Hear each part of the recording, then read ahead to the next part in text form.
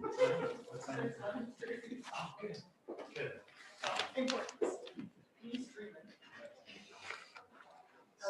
told him. Yeah, I don't think I need. Yeah, right here.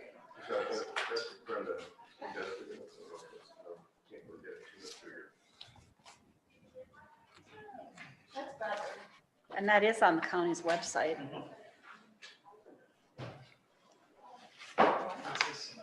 The agenda is on the county's website.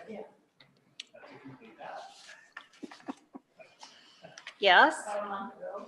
No, Not that one. not that one. That is your final, that's your termination or your year end, whichever you want to call it. Okay, We'll just call it the year end. that's good. Okay, that's fine. That's fine. I mean, termination is termination of your whole organization. Because Right. the next time you have to. Start over. That's right. You can have the same people. That'd be good. Nobody ever named that committee, like the so-and-so fan club. Oh, yeah, that would be good. Will we wait for that? Morning.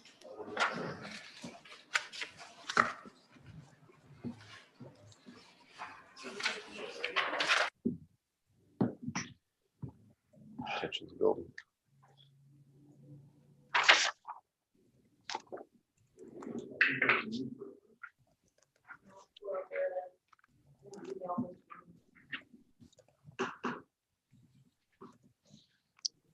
Wear your uniform tomorrow? Not with that stuff. Or you're certainly entitled to, aren't you? Yeah, but I should shave it later. I like it, but the kids gets married.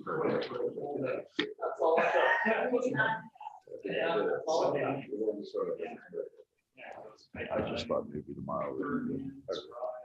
Yeah, tomorrow. Yeah. You certainly earned it. I had my granddaughter's boyfriend was trying to garden, and he said, plans now for 2 years.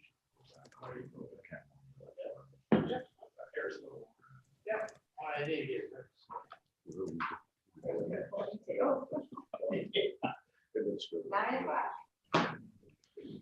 All right, it is 9 a.m. I'm going to call this meeting to order of the Codington County Board of Commissioners. It is Tuesday, November 10th, 2020. We'll start with the Pledge of Allegiance, and I believe it is Commissioner Waterman's turn.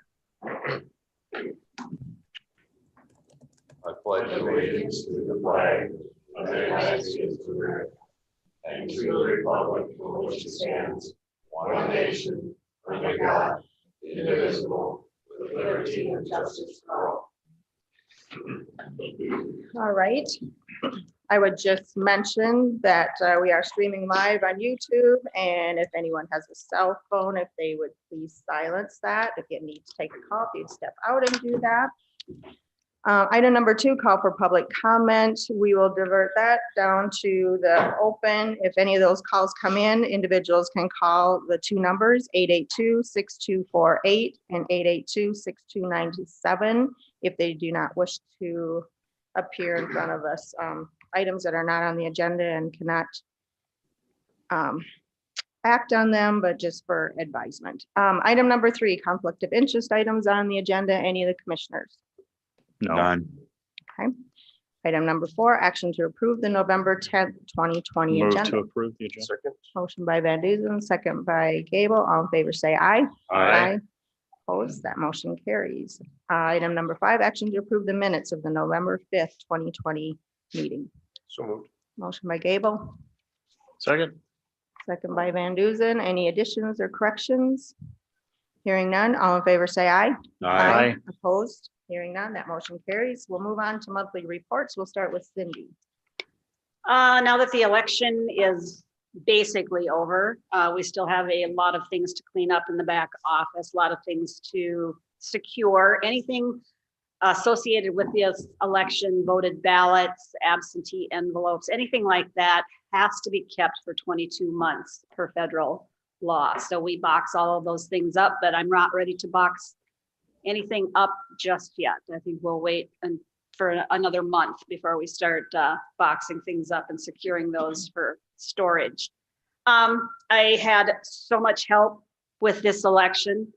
Different offices helped. I need to give a special thanks to Sherry Howell in the emergency management office. She came over every day and helped us sort through the ballots that were received the day before and basically do an audit on them to make sure that every ballot that we had showed up in the total vote system as voted. So she came over every day. So I do need to also thank her boss, Jamie, for letting her come over every day. The maintenance department, I had several compliments on how the ag building facility was set up. People thought it was set up very well. And I appreciate the effort for the guys here who hauled everything out to the ag building staff who set it up, and then they hauled everything back again. My election precinct workers, both here at the courthouse and at the polling place, I mean, they hung in there and worked for me despite the rising numbers of COVID. I had crew that went out Tuesday night when the polls closed to pick up all the electronic equipment from the outlying precincts. I need to thank them. And then the staff that worked with us on election night. My staff, other departments also come in every election night and help us process the ballots. It worked really well. So right now, our priority has to be property tax levies. So I hope to get caught up on those by the end of the week. And then I do have a number of other people who need things from me, other departments. They're just basically going to have to be put on hold until we can get caught up with property tax levies. November, December, January, February are probably the 4 busiest months of the year for the auditor's office. We're going to also be monitoring year-end budgets. So if everyone just has a little patience with us, we will try to get caught up and get to their needs. I do have some interesting things. Yesterday, we always get ballots delivered to us after the election, and we have to go in the total vote system. We have to mark that we are rejecting this ballot because it arrived too late to be counted for South Dakota law. So yesterday, we received a ballot from Ohio, postmarked November 4th. That was the day after the election. I don't know if this voter didn't realize South Dakota's laws require the ballot to be in the office because she postmarked her. It was postmarked November 4th, a day too late. Another one from Rapid City, South Dakota was postmarked November 3rd. That's obviously not going to get to us unless the post office has some magic way of getting things to us. The post office did deliver to us some extra mail on Tuesday afternoon. Normally we get all of our mail Tuesday morning, but they had received some more ballots in after the initial mail distribution went out Tuesday morning. So Tuesday afternoon, a representative from the post office came over and did deliver some more ballots to me. And they also said that if anything else came in before 7 o'clock, they would let us know and they would deliver those to us also. But nothing apparently came in because we were not notified. And then the final one that came in late yesterday came by certified mail from Irving, Texas. The postmark is November 2nd. We did not receive it until November 9th. So those are just some of the things that happen. And there were a lot of PSAs from the post office, from election officials across the state to don't wait to the last minute to mail your ballot in. But actually we had requests for absentee ballots on Monday, November 2nd, that we had to send out, knowing full well that that ballot probably wasn't going to get back to us, but we were required to send those out. So I'm very happy with the way the election turned out here. No major problems, just a lot of confusion amongst voters and not realizing that when you applied for a ballot for the primary, you marked all on your application. A lot of people could not understand why we automatically sent them another ballot for the general election. And that's why, because that form people just weren't familiar with, because people in Codington County before this election rarely voted by mail. They either voted in person or they went to the polling place, but because of the COVID-19 event, all those things changed. So, Cindy, do you think that this is going to become a benchmark for future elections? I think more people may decide to vote by mail, but I don't think we'll ever see the amount that we had for this election. Yeah.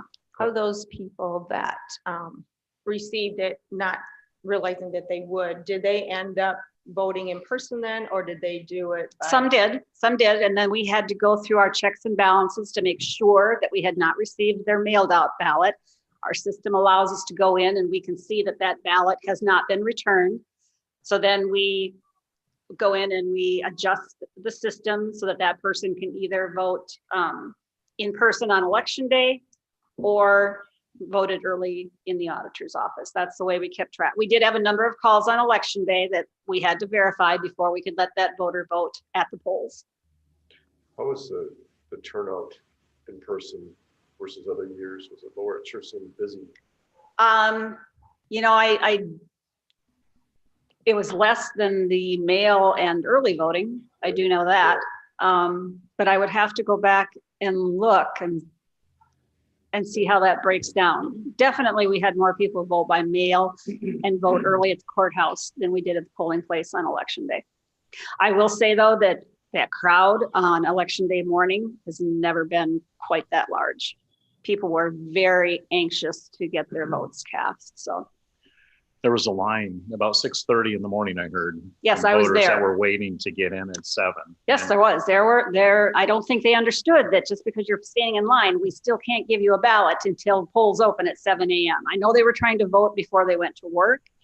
They were trying to beat the rush, but statute says 7 a.m. is when we can start voting. So I don't believe there were very long lines at the precinct tables.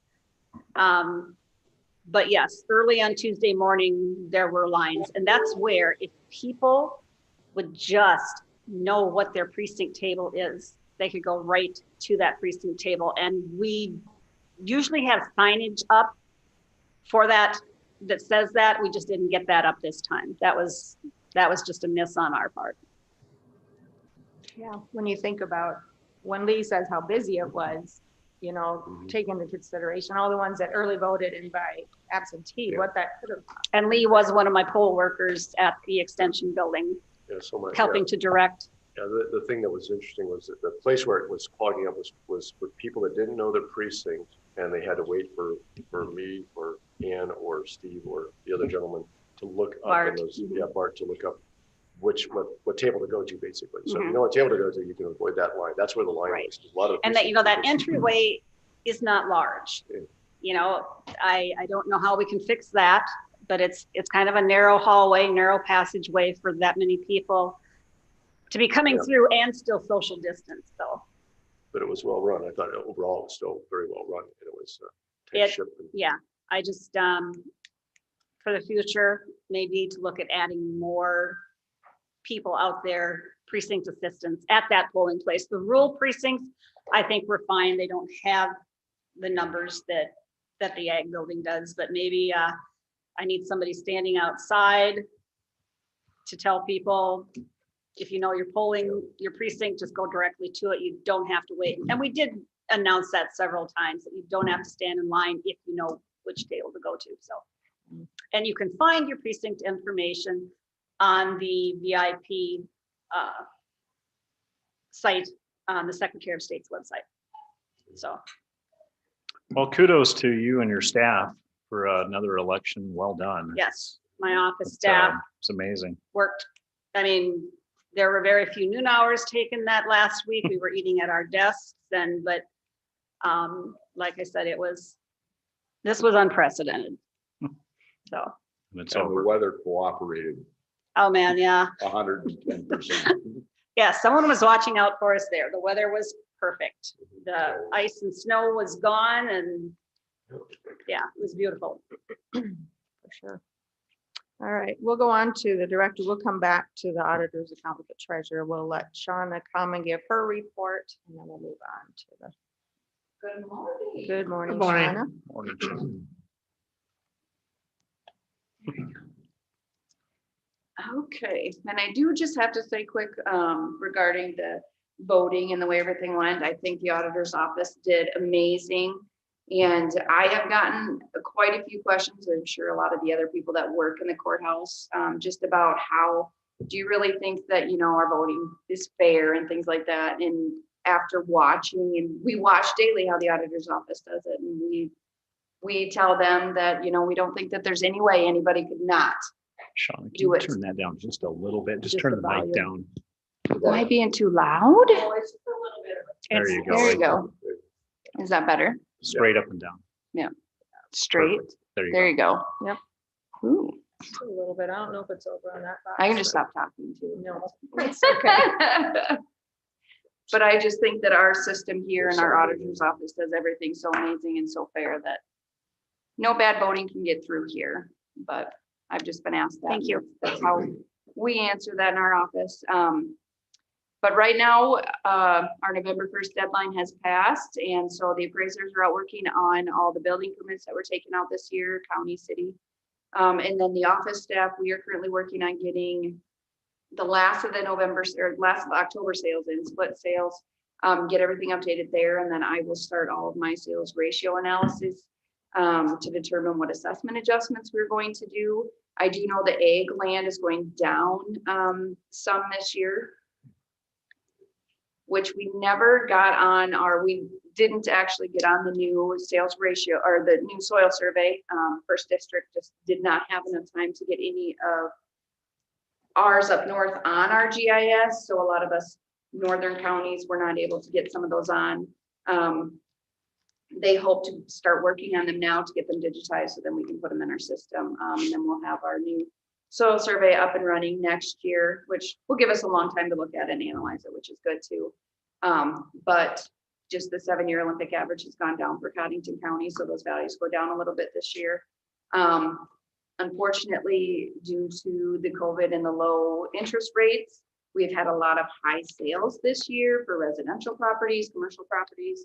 So we'll see where my sales ratio lands there, and see what we can do to kind of lessen the jump, just because I'm not really sure what this next year is going to have, what it's going to do. So we'll kind of see there and go on the lower side with that, but I'll have to get into it more to see what's really going to be happening there. So. All right. Any Right. questions for Sean? So just on the thing about first district and the GIS, so what, so they have a process where they have to input some of the, Yep, they actually, I don't know exactly the wording, how they do it, but they take it and it's in a digitized format. And Right. so all of our soils are right now. And so they take each county and they have to cut and paste and make it actually fit Mhm. so that it will fit actually our county size so that we can it cuts out the soils for us. So they have to actually put it on, make it fit right, make it go where it's supposed to go. And they just didn't have time to do any of those, any of the counties that. and that's, so that's the MapNet thing, or is that? Yeah, Okay, yeah, okay, but we actually get our soils off that. right, okay. So they cut out our parcels, we pay them to, cut Right, out our okay. parcels, update that, and then they just have to get that new layer on. We have one now, but they just have to Okay. make sure it's perfect instead of just slapping it on. Right, So, okay. Thank you. Great. yep, That's good. all right. Any other Thank questions? you, Shauna. All right. Thank you, Shauna. All right, let's move on to item number 7, action to approve the auditor's account with the treasurer and note registered deeds fees. The Register of Deeds fees for the month of October were $55,939.10. And the rest of the report that's in your packet shows the cash and cash items as of the last day of October, which was the 30th, when the month ended in the office. Shows you where our general fund balances are, special revenue, and our custodial funds, which are the money we pay out to the schools, the townships, the cities, the water districts for property tax collection. It also shows you the fund cash balances as of the end of October. Move to approve. All right, got a motion Second. by Van Duzen, second by Gable. Any further questions, comments? Hearing none, all in favor, say aye. Aye. Opposed, that motion carries as well. Item number 8, action to approve the purchase of a DAV vehicle for the veterans transport as budgeted. Todd, would you like to come up and we did get this? I need to thank Todd too for checking the flag box because a few voters kept getting the drop box and the flag box mixed up. A few of them put their ballots in the flag box. We were That's pretty able to retrieve everything. Well, good morning. I don't know exactly what the process is here, but we are requesting the approval of the $14,119 is what they say is our minimum share on that. Along with that, just in mind that our 2010 Ford Explorer, from what I understand, that is, we can get the title back. That'll come back to the county. And then the county or commissioners can decide what to do, if they want to sell it or repurpose it, whatever. So I'll make a motion to approve the purchase of the. I'll second it. All right, we have a motion by Gable, second by Johnson. Any other discussion? And this, questions? these budgeted funds are in the 2021 budget, right? So we Yes. cannot cut a check until January. Yeah, we won't have. Do they to- realize, as long as DAV realizes that you can go ahead and get the ordering process done? Yep, I'll write up a letter. Letter of commitment, Do I correct, need to yes. send that to you? Um, Does it have to be signed off by somebody from the county? I didn't get a chance to ask that question. I It says that the apologize. funds would be paid by March 9th. Yeah, so we have a ways. right, the letter of commitment, I think you could sign and then we could just send a copy of the minutes where the board took this action Okay, to go with it. very good. Okay. And can you, And it looks to me like it needs to go to the DAV, Department of South Dakota. Okay, Yep, in Sioux Falls all there. right. so Madam Chair, just a quick question. So on the old vehicle, can you say that again? We can recoup some of that? Yeah, currently the title is held by the Volunteer Services in Sioux Falls. So that's at the VA clinic or the hospital there. So I could do a request. This is what I've been told. I can request, once we have our new vehicle, request to get that back. The only thing that the DAV says is that we have to remove the sticker or the wrap within 30 days or prior to. So we can still use that. Right, what are the miles? There's roughly 163,000 Okay, miles on that. I'm trying to think back. It seemed like the last one we had, we actually transferred to another county's veteran service office for their use. I'd have to look back in the minutes, but I believe that's an option also if there's Is there any another, problems? if with there's that one another besides the county that mileage? could use it. No, yeah, it's been serviced regularly and stuff like It's that. in Yeah. good shape. So, I mean, yeah, we don't want to give something that's not gonna Right. still keep running, but I think that's an option also. And I will have to look back in the minutes to see. Seems like we did that with one of the last ones, so. Okay, All right, Thank so we got a motion, Thanks, and a Todd. second, we just have to vote on that. All in favor, say aye. Aye. Opposed, that motion carries. Thank you, Todd. All right, let's move on to item number 9, and that would be Rick. For 9 and 10, we'll do both. Morning. Morning. Rick. The first one on the list was the change order. I'm gonna take that off for today, Oh, because I don't have any paperwork on it. Yeah. Okay, and that's why the paperwork Okay. didn't come through, so all right. we'll take that off, Put it on next week. hopefully, because it had to go to Clausen and Sons. I guess you'll for know their- by Thursday, so you can let Yeah, Cindy know. if they have their I'll just put it paperwork, on and we can, and they've got to look at it, make sure it's right, and then send it back, so. I'll just put it on in case we have it. If we don't, we can just Yep. continue it. At least it's on the agenda, so. Okay. All right. All right, number 10, discussion regarding County Road 11 and road conditions at the railroad crossing. You brought this to our attention last week, so. You all got the Letter. last email that I got. Mhm. This is Lance Berger with the state. He was gonna get in contact with the railroad again to see if there's more that they can do to cut our share as the 50/50. And like I said last week, I talked to other superintendents and none of them have ever went that high. But I also talked to one of the superintendents that didn't wanna commit to any amount. They never came back to fix any of this crossing, so. So that is starting to be a trend now that the counties are having to do a portion of it. Most of the time is what they do is they pay for fixing the blacktop up to the crossing.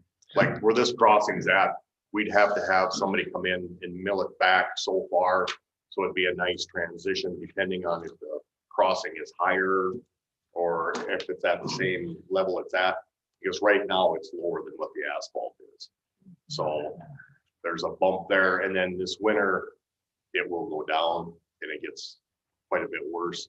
So hopefully we can get something ironed out between us and them on what we need to do. Yeah. So And this isn't covered under state statute or anything like that. It's just pretty much in the past. So the railroad is taking care of the rubber right around the tracks. yeah, and see, they don't do that rubber anymore. That was put in years ago. I think I was first started here Okay. when they did that crossing. So it's been a number of years. And most of the crossings now are cement. They bring in portions. This would be a little bit larger than what's already there. So What was the agreement that we had with them when they redid the railroad crossing up by the barn at the north there? What was that? we We didn't. didn't pay anything for that one? Well, They did it. we did the asphalt.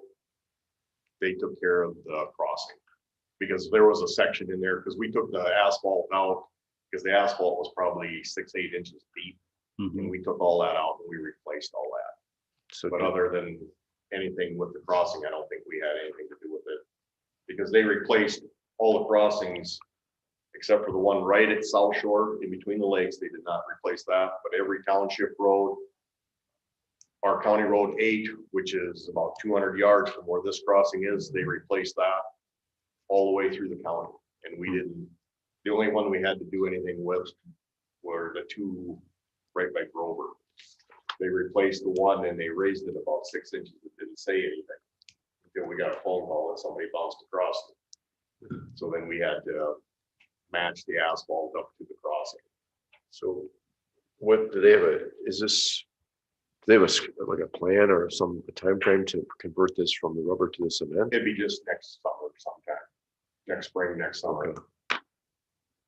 Like I said, Landsberger's still dealing with them. And after I got this email, I called him and he said he'd try and work with them some more. So right now their offers 50-50, Yes, 50% railroad, 50%.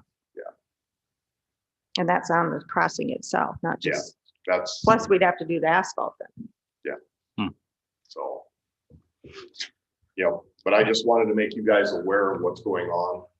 So, See what he comes back with. And Yeah. Go from and there. it takes a while. Yeah. Railroad kind of does their own thing, so. Yep. their time and then they'll let you know and you gotta hurry up to match it, right? Yeah, because when they replaced all the other crossings, we didn't know anything about it until I got a phone call that there was a storm come through and somebody called, said your barricades are down. I'm like, I don't have any barricades. He gave me the address and it was a township road, so I went up there. Yeah, they had it all tore out. Hmm. Yeah, they don't give you much warning, so, It's not. Well, we want to work with them. yep, Get absolutely. this number back from them and see where we can go. Yep. And that road is heavily used by Mhm. the farm to market traffic, and also it's heavily used by the railroad. You know, there's trains going there every day or at least once a day. And I mean, big trains. I mean, so 100 car units. So it's a pretty important crossing, busy crossing. Well, we need to go in and fill. Can we fill, like if it gets really bad, just with some temporary, so that's not such a, we can't do anything. So there's Stay the way nothing it that is. we could really put in there that would stay. You know, like there's the rubber mats that are in there. Some of them are like 2x2, 3x3.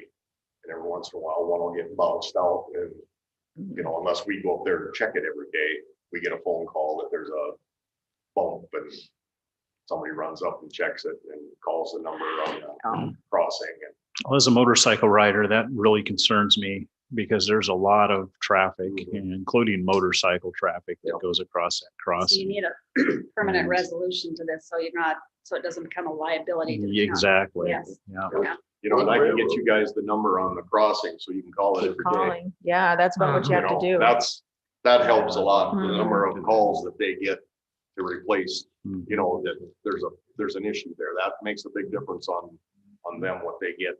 Get that to Cindy and she can email it to us. We'll Okay. just Start calling All them. right. Is there markings there saying about, you know, There's bump signs. We have bump signs back on both sides of it. Okay. We usually try to keep them Flags. flagged and, okay, yep.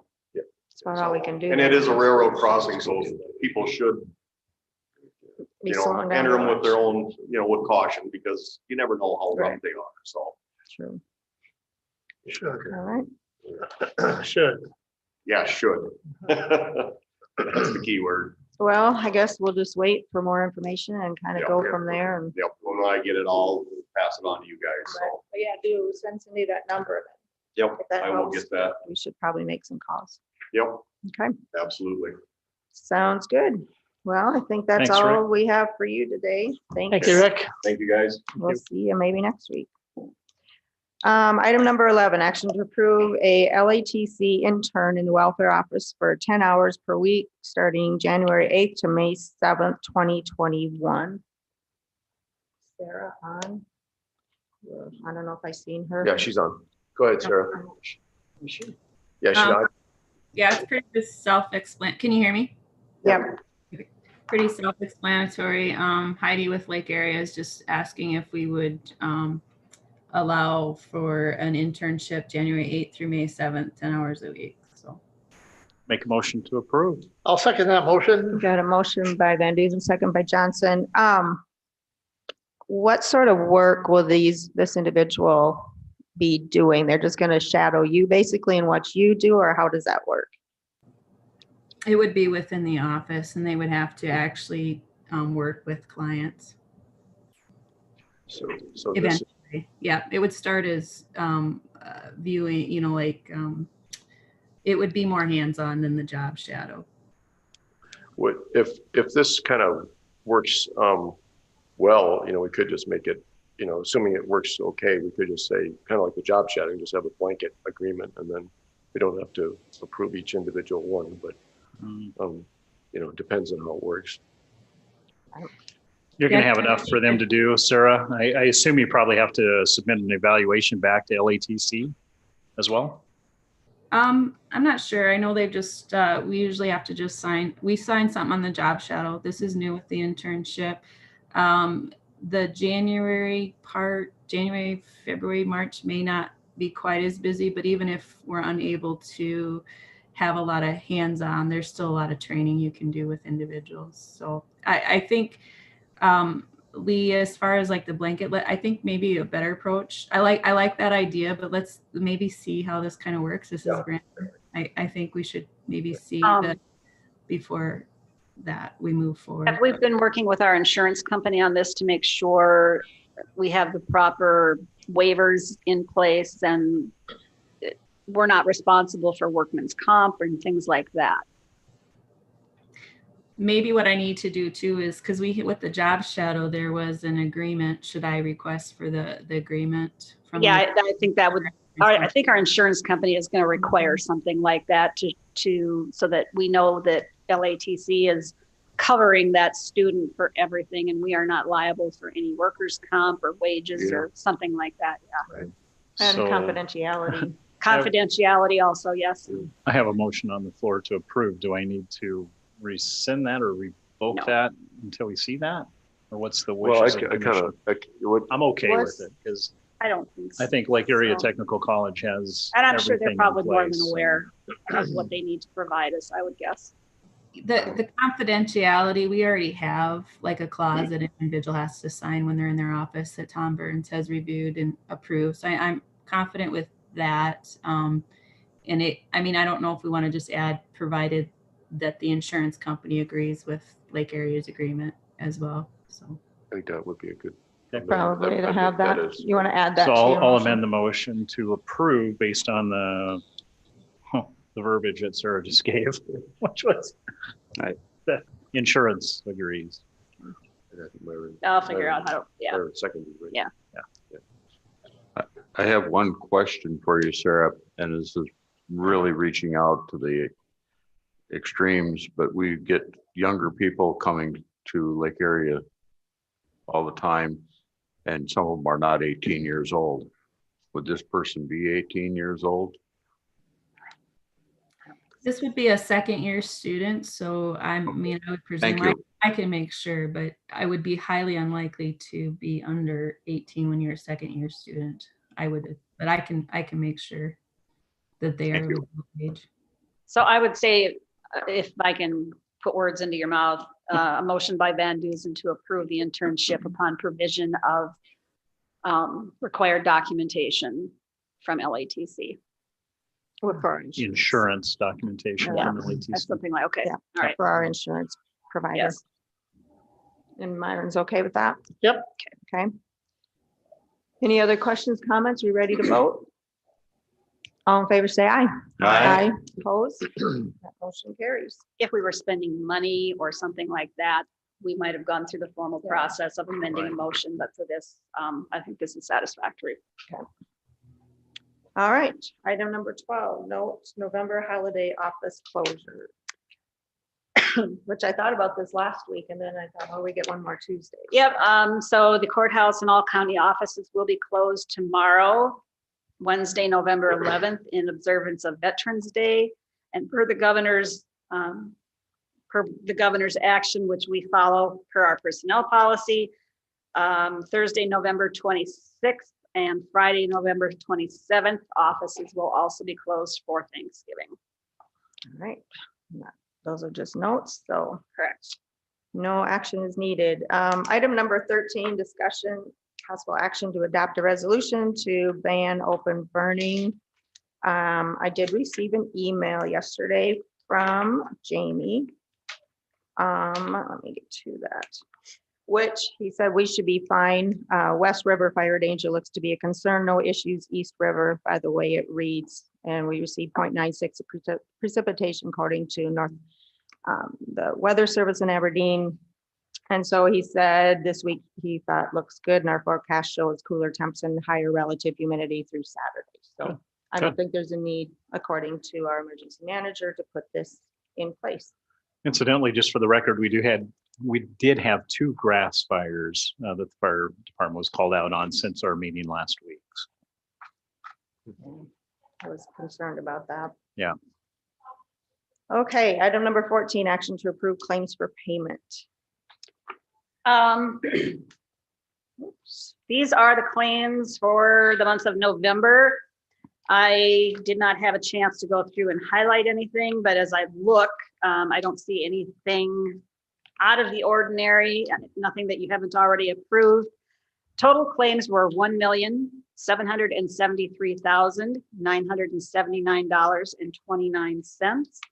Of that amount, $477,817.66 is passed through to the state of South Dakota for motor vehicle collections and other monies that we collect during the month for them. And the county share of bills is $1,296,161.63.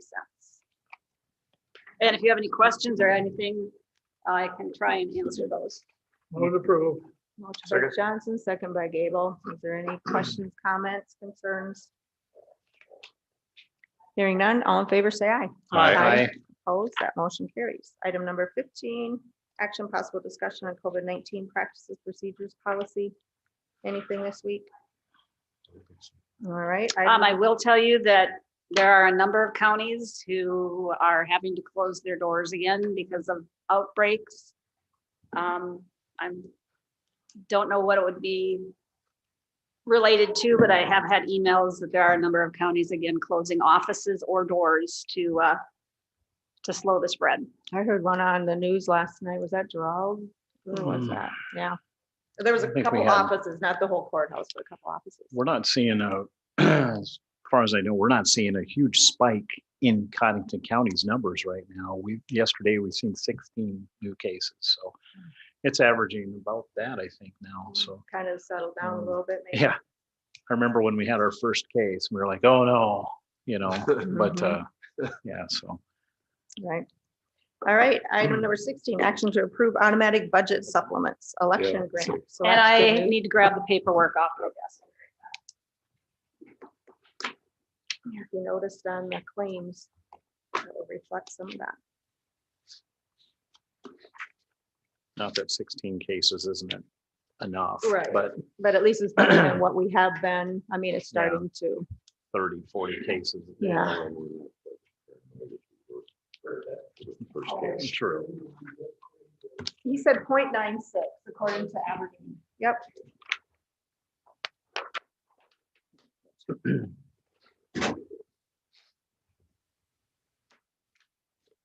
Sent 6 PM yesterday to today, and this was sent to me yesterday, so it would have been from 6 PM Sunday night till about 4 o'clock yesterday.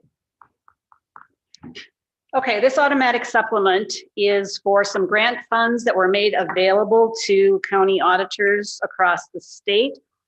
We received an email after conference in September from a lobbyist in Pierre who made us aware of grant funds that were available through an organization called Center for Tech and Civic Life.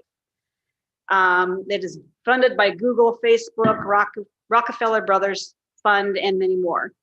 There were $250 million available for grant funding across all the states. The grants have a minimum of $5,000 and no matching funds are required. There's a minimal amount of paperwork that I have to prepare after the first of the year to show what we spent the money on. The funds could be used for a variety of costs with the election. Poll worker recruitment and bonuses for poll workers were two of the items. So because I had to hire additional staff and because I had to,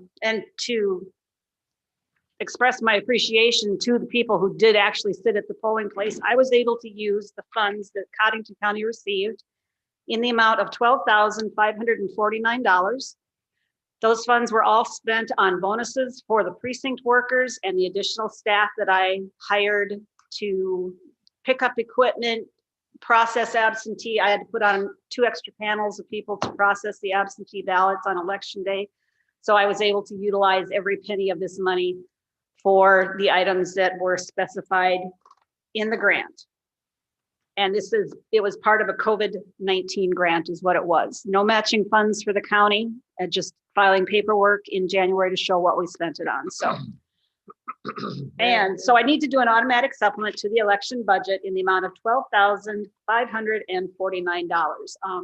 I know a number of counties took advantage of this. I know Minnehaha County took advantage of it. They received a very large sum. I don't know for sure how the funding was based on, because I know a smaller county close to us did get the minimum of 5,000, whereas Codington County got 12,549. But we used it specifically for what it was intended for. Other things that we could have used it for was PPE, which I had all of that in place already, and I've used the CARES Act funding for reimbursement on that. So this was provided to the precinct workers who did step up and put themselves on the line during this pandemic. Can you say again what the name of the The grant name of was? the organization was Center for Tech and Civic Life.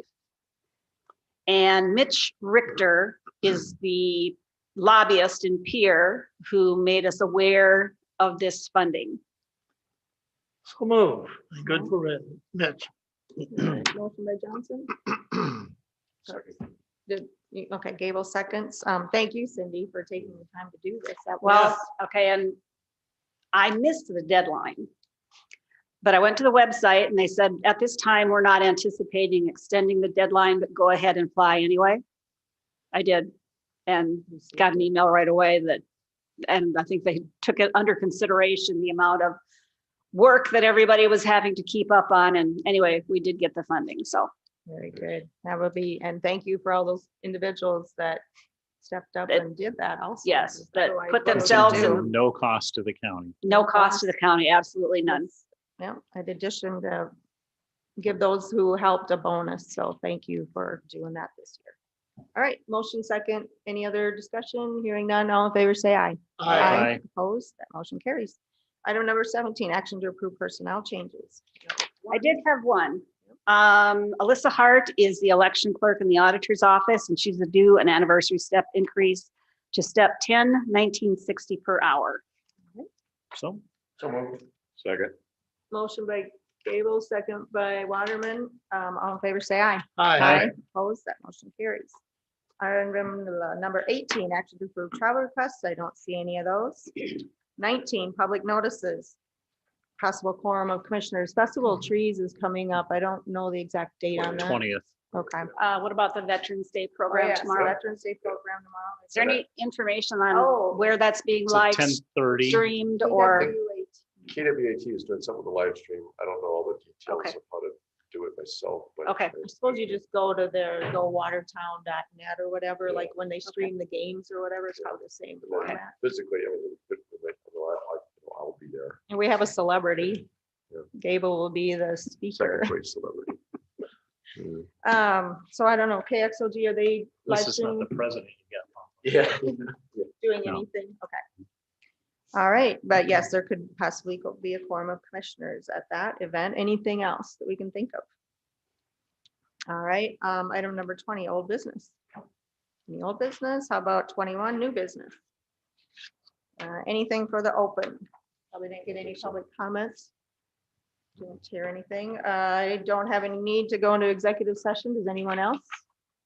All right, then we're on to 24, motion to adjourn. So moved. Motion by Van Duzen, second by Johnson. All in favor, say aye. Aye. Aye. Opposed? Well, we are adjourned.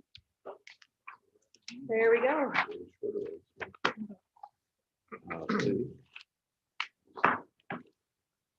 Once in a while, you just sign.